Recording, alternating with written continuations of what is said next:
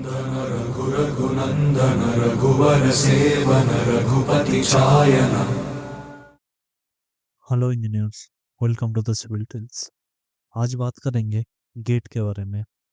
तो गेट का भी एग्ज़ाम जस्ट हाल ही में ख़त्म हुआ है। गेट 2025, गेट 2026 और जस्ट 1 ईयर की देरी में है। तो अभी से हम लोग स्टार्ट करेंगे बेसिक टू एडवांस, पूरा हम लोग समझाएंगे कैसे कैसे होता है, गेट को क्यों देना चाहिए, गेट का मीन्स प्रोज क्या क्या है, सब कुछ बात करेंगे ये वीडियो में। वीडियो को एंड तक देखिएगा और स्टार्ट करते हैं आज का वीडियो। तो बात है इंट्रोडक्शन की। गेट क्या है? गेट है graduate aptitude test in engineering, जो कि गेट के नाम से जाना जाता है। ये एक कॉम्पिटिटिव एग्जाम है इंजीनियर ग्रेजुएट्स के लिए। ओके। तो गेट्स का मीन्स गेट होने के बाद आपको क्या क्या बेनिफिट मिलेगा। पहले तो बेनिफिट आपको मिलेगा कि एमटेक और एमएस का एडमिशन मिल सकता है आईआईटी, एनआईटी और फॉरेन यूनिवर्सिटीज़ में। आप अगर एमएस के लिए ट्राई कर रहे हो तो आपको फॉरेन यूनिवर्सिटीज़ में मिलेगा, और एमटेक करना चाहते हो तो आईआईटी और एनआईटी में मिलेगा आपको। ओके। बात है सेकंड की, तो PSU jobs like IOCL, ONGC, भेल और एनटीपीसी भी है, और एक आप एनएचएआई का भी मान लीजिए। ठीक है। ये सब एग्जाम में डायरेक्ट एंट्री अगर चाहिए आपको तो गेट का थ्रू आप दे सकते हो। ओके। और एक बात है, गेट का एक मीन्स एक बेनिफिट और है कि गेट का एग्जाम का जो आपका मीन्स रैंक रहेगा वो 3 इयर्स वैलिड रहता है। ओके। तो 3 इयर्स मीन्स आप मान लो 2025 में आप गेट का रैंक लेके आ गए, तो 2025, 26, 27 अप टू 2028 का एग्जाम का पहले तक आपको वो चीज़ वैलिड रहेगा। तो 3 इयर्स आपको वैलिडिटी मिल रहा है, जो कि बहुत अच्छा बात है। ठीक है। आप मान लीजिए कोई एक साल अच्छे से मेहनत करके आप स्कोर लेके आ गए। ओके। तो नेक्स्ट ईयर आप गेट के लिए भी बैठ सकते हो। प्लस आपको अगर कुछ डिलेमा है कि नहीं हम दूसरा कुछ भी ट्राई करेंगे, तो वो भी ट्राई कर सकते हो। ये आपके हाथ में भी रहेगा और वो भी आप ट्राई कर सकते हो। ठीक है। थर्ड हम बात करते हैं रिसर्च रिलेटेड अपॉर्चुनिटीज और स्कॉलरशिप के बारे में। गूगल में टाइप करोगे, गूगल में सर्च करोगे तो गेट में अप टू 50,000 टू 60,000 भी स्कॉलरशिप मिलता है। तो आप अगर नॉर्मल कुछ जॉब करोगे तो आपको एंट्री में 30-40,000 ऐसा मिलेगा। बट रिसर्च में आपको अगर 50,000 या 60,000 स्कॉलरशिप मिल रहा है तो और भी अच्छा बात है। ठीक है। आप उधर पे रिसर्च करो, आपका मीन्स डिग्री बढ़ाओ, उसके बाद और भी काम करो, और भी ज़्यादा जॉब में जाओ। ओके। रोड मैप के हिसाब से हम लोग बात करेंगे। रोड मैप देखो भाई, रोड मैप आप अगर स्क्रैच में भी आज हो तो कोई भी प्रॉब्लम नहीं। ठीक है। हम बात करते हैं कुछ भी प्रॉब्लम नहीं, ये पॉसिबल है। ये इधर हम लिख दिए पॉसिबल। पॉसिबल है अगर तुम स्क्रैच से भी चालू कर रहे हो तो ये 2026 मीन्स 1 ईयर में तुमको कवर अप करना पॉसिबल है। हम इधर पे लिख दिए हैं, अगर तुम लोग करो तो कोई कौन सा चीज में ध्यान रखना है वो भी हम लोग बात करेंगे, बट पॉसिबल है। ओके। तो अगर बिगिनर्स हो, तुम स्क्रैच से चालू कर रहे हो तो ओके, नो प्रॉब्लम। रिपीटर्स जो लोग हैं वो एम करता है बेटर रैंक के लिए। ऐसे हम लोग बात किए कि 3 इयर्स ये वैलिड रहता है। तो आप मान लीजिए कि आपका रैंक समथिंग कुछ आया, वो रैंक को और बेटर इम्प्रूव करने के लिए आप फिर से गेट दे सकते हो। ओके। अगर इम्प्रूव हो गया तो आप इम्प्रूव वाला मीन्स रैंक लेके आपका काम कर सकते हो, और प्रीवियस रैंक वो टाइम पे मीन्स आप ही डीएक्टिवेट कर सकते हो। ओके। और बात है कि working professional balancing with great preparation with job. आप अगर मीन्स जॉब के साथ भी गेट प्रिपरेशन कर रहे हो तो वो भी पॉसिबल है, वो भी कर सकते हो। अंडरस्टैंडिंग द गेट एग्जाम, बात करते हैं एग्जाम पैटर्न के बारे में। आपको 65 क्वेश्चन रहेगा, 100 मार्क्स का क्वेश्चन रहेगा, और 3 आवर्स का टाइम लिमिट रहेगा। 65 का जो क्वेश्चन है, पहला होता है जनरल एप्टीट्यूड, 15 मार्क्स का क्वेश्चन रहेगा। इंजीनियरिंग मैथमेटिक्स वो 13 to 15 मार्क्स का क्वेश्चन रहेगा। अभी बात यह है, ये दोनों जो चीज़ है जनरल एप्टीट्यूड और इंजीनियरिंग मैथमेटिक्स, ये सब इंजीनियरिंग स्टूडेंट के लिए सेम है। और थर्ड है जो कोर सब्जेक्ट है, कोर सब्जेक्ट में आपको 70 to 72 मार्क्स का क्वेश्चन रहेगा। आपको ये चीज आपको ध्यान में रखना है, ये आपका स्ट्रॉन्गेस्ट पार्ट होगा आपका स्कोरिंग का। ठीक है। एमसीक्यू, एमसीक्यू रहेगा 1 मार्क्स और या 2 मार्क्स का। और आता है NAT, numerical answer type, means कुछ कुछ चीज मल्टीपल कैलकुलेशन के हिसाब से भी रहता है, मैनुअल कैलकुलेशन के हिसाब से भी वो भी चीज रहेगा। ओके। और एक आता है एमएसक्यू, मल्टीपल सिलेक्शन क्वेश्चंस, कि आपको 4 क्वेश्चन, मान लीजिए 4 ऑप्शन आपका रहा, उसके उसके ऊपर आपको एक क्वेश्चन को राइट आंसर आएगा। But multiple selection, select question के ऊपर कैसा रहता है ना, मान लीजिए आपका 4 ऑप्शन आया, उसके ऊपर 2 राइट हो सकता है, या 3 राइट भी हो सकता है, या 4 भी राइट हो सकता है, ऐसा रहता है। ओके। अभी नेगेटिव मार्किंग के ऊपर बात करते हैं। नेगेटिव मार्किंग 1 मार्क का जो एमसीक्यू रहेगा, उसमें 0.33 मार्क्स रॉन्ग आंसर का जाएगा। करेक्ट आंसर कर रहे हो, आपको करेक्ट आंसर में +1 मिलेगा, और रॉन्ग आंसर में 0.33 मिलेगा, मीन्स ये आपका माइनस में जाएगा। ओके। और 2 मार्क का जो क्वेश्चन रहेगा, उसमें आपको मीन्स राइट कर रहे हो तो +2 मिलेगा, माइनस रॉन्ग कर रहे हो तो 0.66 आपको जाएगा। और एनईटी और एमएसक्यू में कुछ भी नेगेटिव मार्किंग नहीं रहता। अभी स्कोरिंग जो पार्ट है वो कैसे हम लोगों को मीन्स आइडेंटिफाई करना है। अब मान लीजिए आप सिविल इंजीनियर हो, ठीक है, तो आपको हाई वेटेजेस सब्जेक्ट जैसा रहेगा, means structure analysis, strength of material, Jio technical, fluid mechanics, environmental engineering, ये सब पार्ट है कि स्कोरिंग वाला रहेगा। मीन्स ये सब पार्ट में आपको मीन्स कम एफर्ट में ज़्यादा आंसर लेके आप आ सकते हो। और लो वेटेज मार्क्स जैसा है कि सर्वे है, ट्रांसपोर्टेशन इंजीनियरिंग आप मान लीजिए, ये सब में आपको मीन्स आपको ज़्यादा पढ़ना होता है। ठीक है। तो ये सब चीज़ के ऊपर फोकस करना। अभी एक स्टडी प्लान हम बनाए हैं। ठीक है। तो टाइम बेस्ड के अप्रोच में हम लोग एक स्टडी प्लान बनाए हैं। आप मान लीजिए अभी आपके पास 1 ईयर का टाइम है। ओके। तो 1 ईयर मतलब 12 मंथ्स का टाइम है। तो 6 to 12 मंथ्स आप फुल प्रिपरेशन फेज में हो। ओके। तो ये टाइम में क्या क्या करना है आपको, ये टाइम में आपको फर्स्ट जो चीज करना है वो है concept building using standard books and lectures. Means ये टाइम में आपको जितना हो सकता है पूरा स्क्रैच से कॉन्सेप्ट बिल्डिंग के ऊपर आपको फोकस करना है। देखो भाई, एक बात बताते हैं, गेट एग्जाम में ऐसा कुछ ये नहीं है कि आपको हार्ड वाला क्वेश्चन पूछेगा। आपको कॉन्सेप्ट कितना क्लियर है वही चीज आपको नोटिस किया जाएगा। आपका क्वेश्चन ऐसा ऐसा रहेगा कि जिसमें कॉन्सेप्ट क्लियर होना चाहिए। कॉन्सेप्ट क्लियर अगर आपको रहेगा तो आप मीन्स उधर पे स्कोर करके लेके आ सकते हो। ओके। तो ये पार्ट 1 चला गया। 2 नंबर पार्ट में क्या बात करेंगे, solving topic wise problems and previous year question.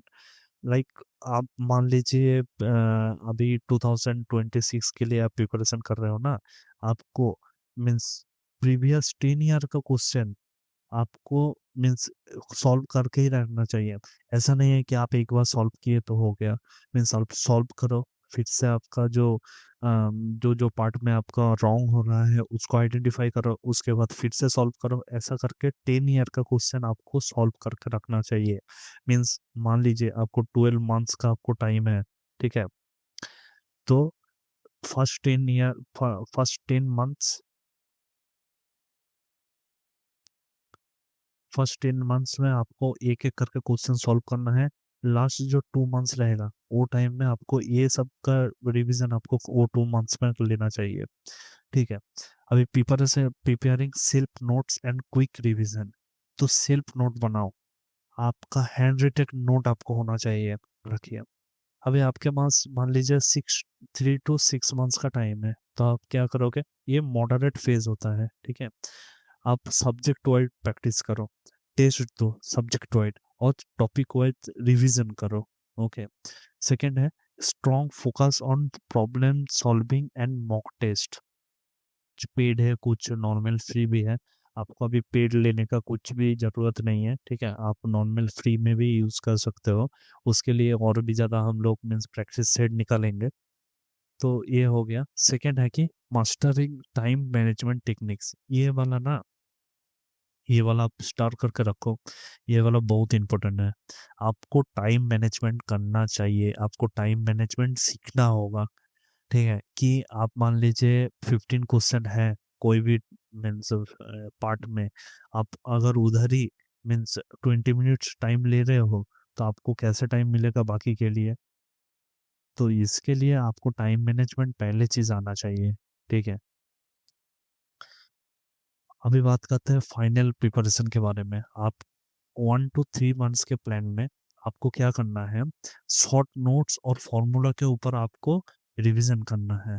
ठीक है, डेली मॉक टेस्ट देना है और एरर एनालिसिस करना है कि किधर पे आपको गलती हो रहा है, कहाँ पे क्या हो रहा है। आपको वो पूरा एक मैप मीन्स आपको पूरा एक लिख के, आप जिधर टेबल में पढ़ने बैठोगे उसका सामने ये नोट रहना चाहिए।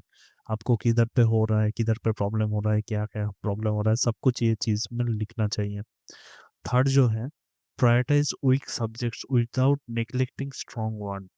आपको जो आपका मान लीजिए मटेरियल्स आपको बहुत अच्छे से आ रहा है, ओके, इसको मतलब ऐसा मतलब मत सोचो कि ये हो गया है तो इसको छोड़ देता है प्रैक्टिस करना, ये ऐसा मत करना कभी भी।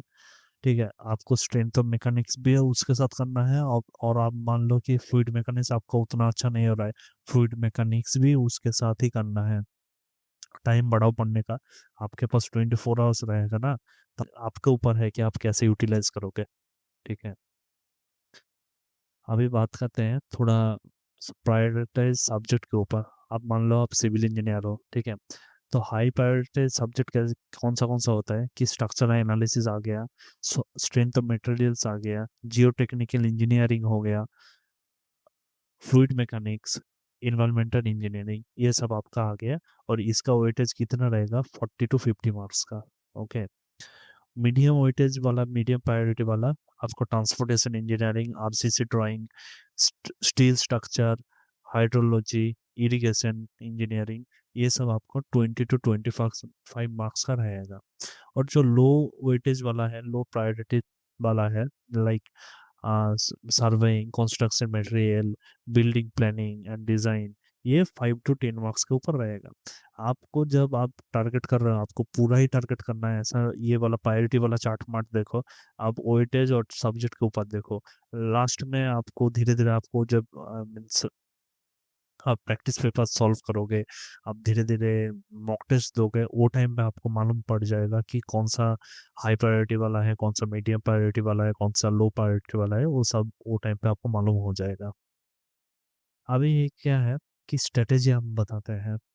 कवर करो हाई वेटेज वाला टॉपिक को फर्स्ट में, और एलोकेट करो more time to difficult subject. आप ट्रांसपेरेंट हो गया हो, आप ऑनेस्ट हो गए हो आपसे कि ठीक है, हमको ये चीज करना है, ये वाला चीज के ऊपर हमको ध्यान में देना है, ये वाला आप ऑनेस्ट हो गए हो, तो वो टाइम के लिए जो जो आपका डिफिकल्ट लग रहा है जो सब्जेक्ट, वो टाइम के लिए आप एलोकेट करो ज्यादा टाइम। ठीक है, और use previous year question trends to predict the scoring areas. आप अगर प्रीवियस ईयर सॉल्व करोगे ना, तो आपको नॉर्मली मालूम चल जाएगा कि स्ट्रेंथ ऑफ मैकेनिक्स से ज़्यादा आ रहा है, कि फ्लूइड मैकेनिक्स से ज़्यादा आ रहा है, कि कंस्ट्रक्शन एरिया से ज़्यादा आ रहा है। आपको ऐसे ही उधर से ही मालूम पड़ जाएगा। तो प्रीवियस ईयर्स में क्वेश्चन आपको ज़्यादा इम्पोर्टेंट है। हम सब प्रीवियस ईयर क्वेश्चन सॉल्व करेंगे, हम आज प्रॉमिस करते हैं। With in like 1 to 2 months या 3 मंथ्स के अंदर सब प्रीवियस ईयर सॉल्व करेंगे। तो आप चैनल भी थोड़ा फॉलो अप कीजिएगा तो आपको मिल जाएगा। अभी क्या है, based studies resources, books online और ऑफलाइन के बारे में बात करते हैं। पहले आप अगर जनरल एप्टीट्यूड के लिए बुक ढूंढ रहे हो, तो मेड इजी का हैंड रिटन बुक्स बहुत मिलता है, प्रीवियस ईयर्स क्वेश्चन भी आपको मिल जाएगा। और इंजीनियरिंग मैथमेटिक्स के ऊपर BS ग्रेवाल का सर का बहुत अच्छा वाला बुक है, अरविंद सर का, और मेडिटी इजी नोट्स भी आपको मिल जाएगा। ओके, कोर सब्जेक्ट, आप स्ट्रक्चरल एनालिसिस और स्ट्रेंथ ऑफ मटेरियल्स के लिए ये वाला बुक आप पढ़ सकते हो। जियो टेक्निकल इंजीनियरिंग के लिए गोपाल रंजन सर और बीएम दास सर का बुक पढ़ सकते हो। Fluid mechanics R S Bansal sir, ये वाला बुक पर्सनली मेरा फेवरेट है। ठीक है, आर एस बंसल सर का बुक भी आप पढ़ सकते हो और मोदी एंड सेठ का भी बुक्स पढ़ सकते हो। इन्वायरमेंटल इंजीनियरिंग के लिए एस के गर्ग और वार्ड सर का भी बुक पढ़ सकते हो। ट्रांसपोर्टेशन के लिए खन्ना का भी बुक पढ़ सकते हो। ये वाला आप पार्ट स्क्रीनशॉट लेके भी रख सकते हो आपके पास। और ऑनलाइन प्लेटफॉर्म जैसा NPTEL, Unacademy, GATE academy, Made Easy, हम लोग का यूट्यूब चैनल, ये सब भी आप फॉलो कर सकते हो आपका मीन्स प्रिपरेशन थोड़ा और भी ज़्यादा अच्छा करने के लिए। ठीक है, बात करते हैं सीक्रेट वेपन के बारे में। प्रीवियस ईयर क्वेश्चन और mock test solve at least 15 to 15 years previous year question to understand question patterns।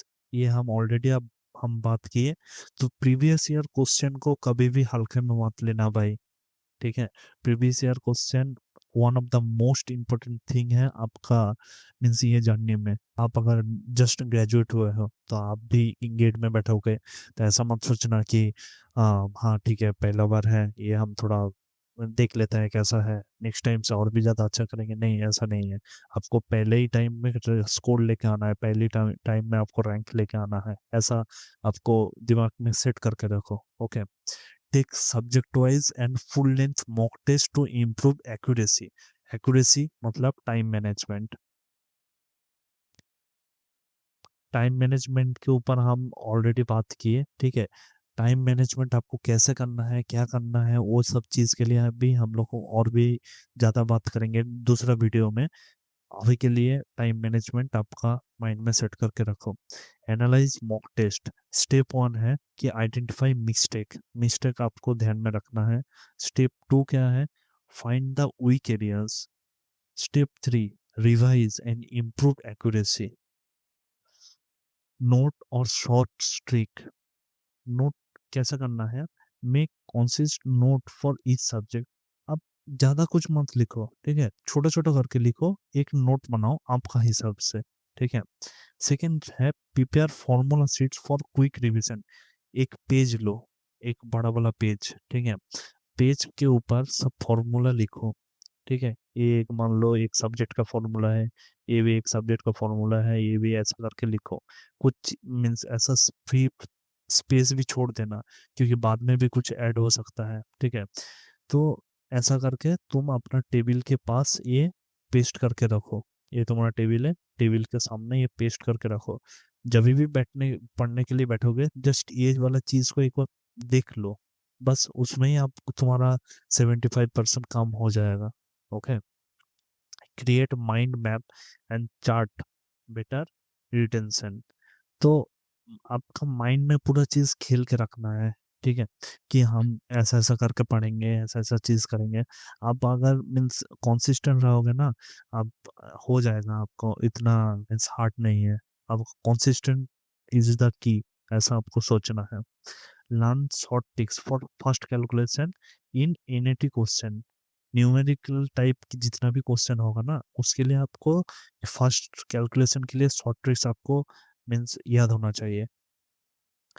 कैसे आप करोगे टाइम मैनेजमेंट, प्रोडक्टिविटी कैसे बढ़ाओगे वो भी हम लोग बात करते हैं।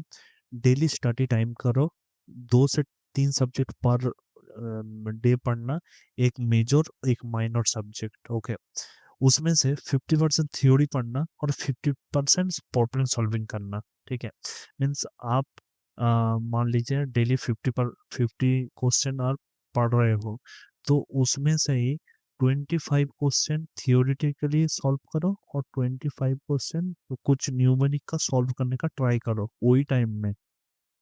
ओके, और एक होता है पोडोमोटो टेक्निक। ये क्या होता है ना, आपके पास 30 मिनट्स आप पढ़ने के लिए बैठो फर्स्ट।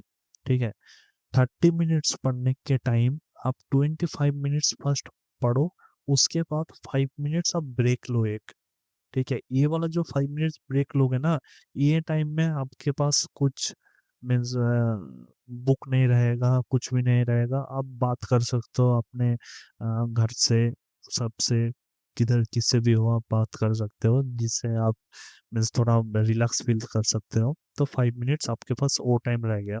बट ये 25 मिनट्स भाई, ये वाला चीज आपको जान लगा देना है। मोबाइल नहीं रखना चाहिए आपके पास।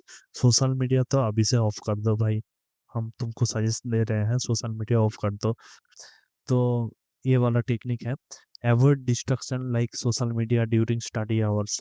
ठीक है, आप अगर सोशल मीडिया कर रहे हो, ठीक है, आपको उतना एडिक्शन हो गया कि सोशल मीडिया नहीं छोड़ना पा रहे हो, तो जितना भी आप स्टडी टाइम आप रख रहे हो, मीन्स आप मान लो कि इवनिंग 7 to 10 आपका स्टडी टाइम है, ये 3 आवर्स में आपको कुछ भी सोशल मीडिया नहीं चेक करना है।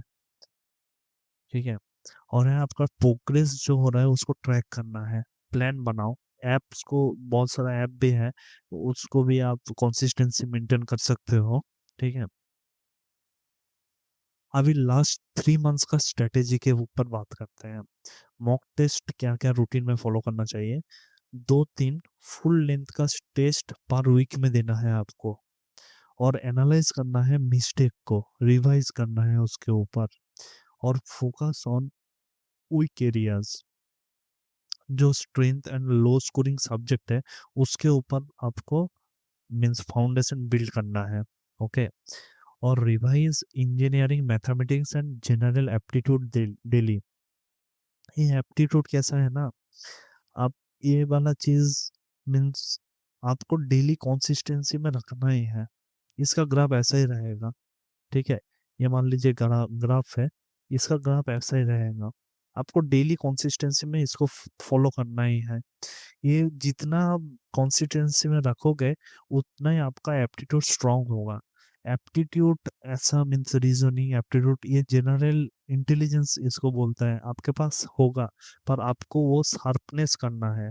ठीक है, तो ये वाला चीज आप ध्यान में रखो। और मैथमेटिक्स, इंजीनियरिंग मैथमेटिक्स मीन्स बहुत सारा फॉर्मूला होता है ना हम लोगों का, तो इसीलिए इंजीनियर मैथमेटिक्स को भी आपको डेली रिवाइज करना है। और मेंटल प्रिपेयर हो जाओ भाई। ठीक है, मेंटल प्रिपेयर कैसा है, पहले तो आप अच्छे से नींद सो जाओ, पहले आप अच्छे से सो जाओ। डेली 8 to 9 आवर्स का स्लीप मैंडेटरी है। ठीक है, ऐसा नहीं है कि एग्जाम आ रहा है इसलिए मतलब सोना छोड़ देंगे, ऐसा नहीं है। डेली 8 to 9 आवर्स का सोना मैंडेटरी है। और avoid burnout by taking short breaks.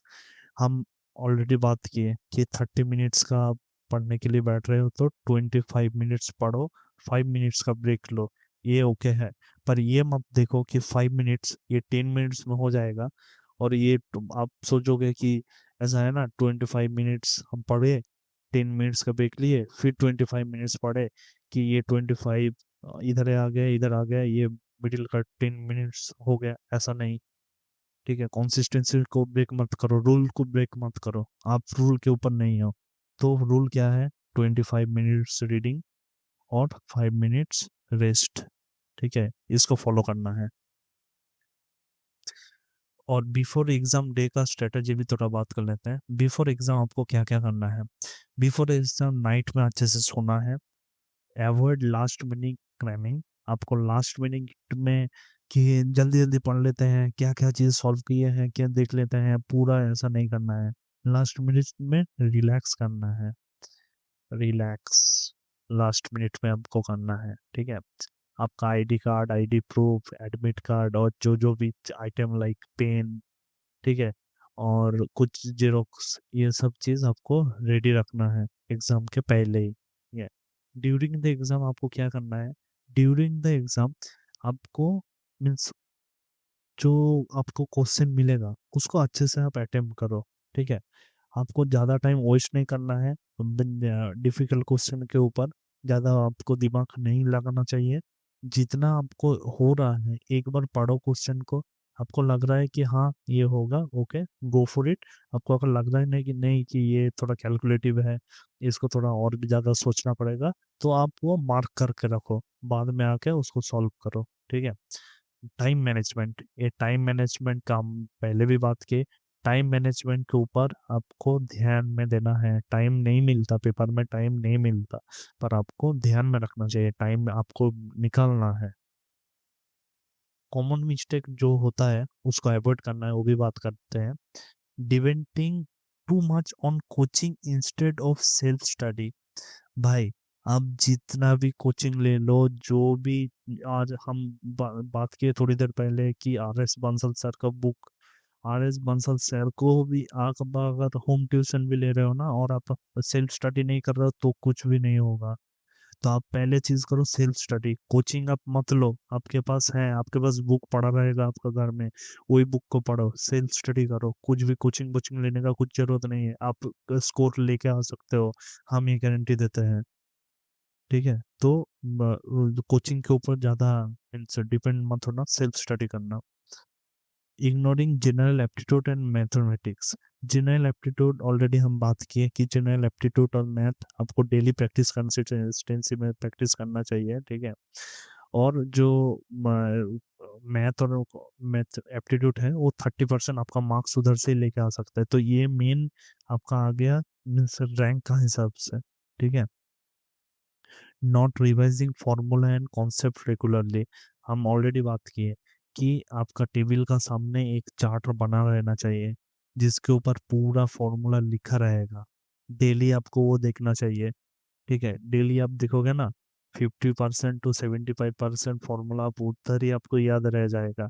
ठीक है, ये चार्ट मैंडेटरी है, ये चार्ट मीन्स मोस्ट इम्पोर्टेंट है।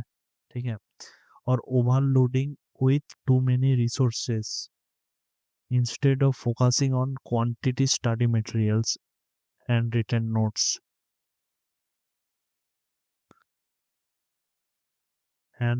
आप खुद बनाओ, वही उसको ही पढ़ना है और कोई भी चीज में ध्यान में नहीं देना है। तो एक मोटिवेशन बात करके ये क्लोज कर देते हैं।